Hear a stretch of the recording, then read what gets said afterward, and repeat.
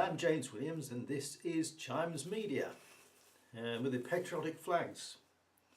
Okay, what I want to talk about is just mention about Theresa May, Prime Minister Theresa May's visit to South Africa. Yeah, okay. Now, bearing in mind I'm a former Conservative supporter, but I'm as far distant from Theresa May, I think, as I am from Vladivostok at the moment. I can't really square with her at all. There's something about her as a leader that disturbs me. I've gone on before about her involvement with Tommy Robinson at every stage. She's been there at some stage with his persecution, and it disturbs me that anyone with power should abuse power in that way. But I'm just an ordinary bod. I'm nobody, am I? They'll probably come knocking on my door presently. But no, she went to South Africa. It was to do with furthering Britain's interest post-Brexit, to negotiate for trade deals and involvement. And I think she promised £4 billion, no doubt taxpayers' money. We have to pay this overseas aid budget every year, which was approved by David Cameron when he was Prime Minister. Why? We're offering money to India, who said they didn't want it, didn't need it, but this is what it's for. So I assume this $4 billion is going to go towards the South Africans, which of course they'll think, oh yeah, thank you, we'd like money. Money's always good.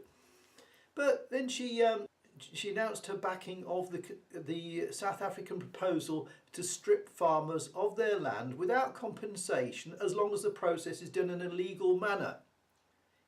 So this guy, I can't remember his name now, Ramaphosa, I think that's how you pronounce it.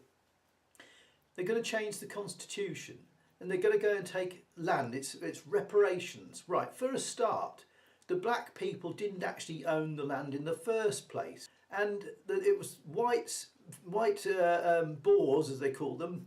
It must be 400 years ago. I don't know. It was a long time before the United States was founded. Came and started farming the land.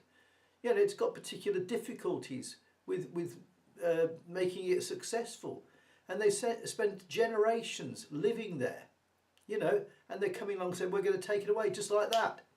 Now, what happens with land reform and grabbing land, which is stealing, basically, whether it's a government thing or not, it's authoritarian stealing of land, private property. What happens to those countries? What happens to the Soviet Union, to Pol Pot's regime, throughout the world? When they start grabbing land, they hand it over to their friends, their mates, their favoured few, and they don't know what to do with it, and so therefore the productivity of that land, food production, drops, and it usually ends up with famines, because today they'll come begging for help and get aid that way. That's what will happen. It's a total farce. And these people are acting illegally, and all Theresa May's doing is sort of clapping her hands. Oh, you're doing a wonderful job. Yes, we support what you're doing. We support your right to steal other people's lands and take them away, because these nasty people have been racist and holding it for centuries. And, what a bitch. She's an utter bitch. I'm sorry to say that.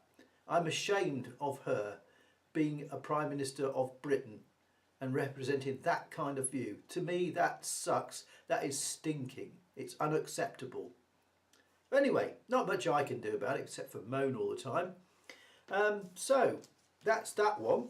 But internet freedom, as you know, if unless you've been sleeping somewhere, on the other side of the moon or something, that there's been a crackdown on a number of people for inappropriate stuff. Well, don't like you, whatever it is. You say the wrong things, or don't even have to say the wrong things, and you're getting sort of shadow banned and accounts removed, strikes and threatens off YouTube, Facebook, Twitter as well, although they're trying to make themselves the goodies, but they've been doing their fair share of banning. And anyway, you may recall that, I think it was May or June this year, that Donald Trump, like everyone else who has a Twitter account, he blocked people that were not very pleasant to talk to, didn't want to talk to. Well, that was ruled by a judge. I can't remember which judge it was. It was Judge Buchwald or somebody. A Trump hater anyway, doesn't make a difference. That said that his Twitter account was basically, because he's the President of the United States, is basically a public platform, and therefore to block people was to deny them their free speech. Well, that's okay. They want to do that. It's against, you know, Donald Trump as a human being's personal human rights. But if they play that game, is that not then a recognition that Twitter is a public platform, and therefore, regardless of whether it's Trump or not, Twitter has therefore no right to ban anyone under the conditions of free speech? Well, First Amendment, they could block mine because I'm only in Britain. We don't seem to recognise that anymore. But in the United States, surely if you block somebody on Twitter, and Facebook goes the same way, and Google, of any whatever arrangement they have in Google, YouTube, all the accounts, surely therefore that follows on that to block people is an infringement of the freedom of expression, First Amendment, because they are all therefore public platforms and public utilities by default. Surely that's the case. I don't know. I'm hoping that something will come from this, because it's quite obvious. I mean, what they say was, take Alex Jones for example. Alex Jones in InfoWars. I used to think I liked Alex Jones. He's mad as a hatter, entertaining. I didn't always believe everything he said. That's my right to choose whether I believe him or not. I've now been denied to seeing what he's got to say. Well, I don't. I actually can go to his direct feed and that, but it's wrong that what they've done. It was totally wrong in principle, you know. And but anyway, 61% of big tech employees believe that Alex Jones should be blacklisted. But I don't got a figure for it, but Twitter employees were different. They didn't sort of feel the same way. They didn't believe in that so much. So yeah, that's kind of interesting. There's a little bit of a rift there, because the rest of the big tech, I mean, you talk about lefties. Lefties tend to be authoritarian. You know, if you're conservative, you don't have to be a very strong conservative. It's right-leaning conservative. The chances are that if you've got a lefty friend, they won't be your friend for much longer. They tend to sort of shun you and no, we don't want to speak to you because you're somehow beneath us.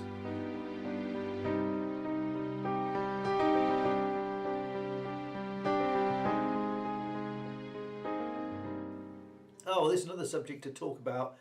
That in the UK, there are 40,000 registered child sex offenders, right? And so I don't know if that's adding to that are the Pakistani rape gangs that have been going on. I don't know if that's been added to it. I suppose it is. And one of the disturbing things as well, it's bad enough being abused as a child. If you're a disabled child, you're 3 times as likely to be abused than if you're non-disabled. That's horrible, isn't it? Really is horrible. We had a paedophile event around here, I should say, in Portsmouth, not near me. And what happened was this little 9-year-old boy, well, obviously can't name him, came home with a £400 iPhone. So his mum said, "Where the hell did you get that from? Did you steal it?" Of course he didn't steal it. He said, "Oh, this man gave it to me." She said, "What man?" So she checked it out, and apparently it was filled with graphic pictures of local children doing despicable things. Well, not them doing despicably, being made to do despicable things, I should say. She flipped. She's not a very big woman apparently, but she's a tank when she gets going, you know. She said, "Show me where he lives." So the boy took her to where this guy lived. She put her foot through the back gate, or the gate to his house, a fist through the glass door that he had there. The door was closed. Someone that was an onlooker said it was like the Incredible Hulk. And then she went in there and dragged this guy out. I think he's something like 70 or something like that. Dragged him out in the garden, gave him a pounding. And she went off and called the police. I don't think the police are pressing charges against her, but they did come and take this guy away and boarded up his house. So yeah, crikey. And that's going on. And what gets me is very often these sort of paedophile types, they're placed near where they're going to have children running by them, or near a school or something, or they seem to do anyway. I don't know. I don't know their thinking. You know, I know they say that it's a mental condition and they can't help it, but you know, well. Anyway, that's it for now. But one thing I was just, because I've got interest on Chimes Media, I have a part of the site is dedicated to space exploration, space news. And one bit of space news, I don't know if you know, remember the New Horizons satellite or spaceship, space probe. New Horizons in 2015 was the one that photographed Pluto on its flyby. Well, it's been carrying on beyond Pluto and into the Kuiper belt, and it's identified its next target. I know it's a rock or a planetoid, whatever they call it, called Ultima Thule, and this little object is 100 million miles away from New Horizons, so New Horizons is heading there to go and have a little explorational visit. Now, Ultima Thule is 1 billion miles outside of Pluto's orbit. And anyway, this New Horizons is due to get there on the 1st of January 2019. So for those who are space buffs, well, that's something of interest. I'll tell you what, I'd rather be here than there. Okay, till next time, take care of yourself.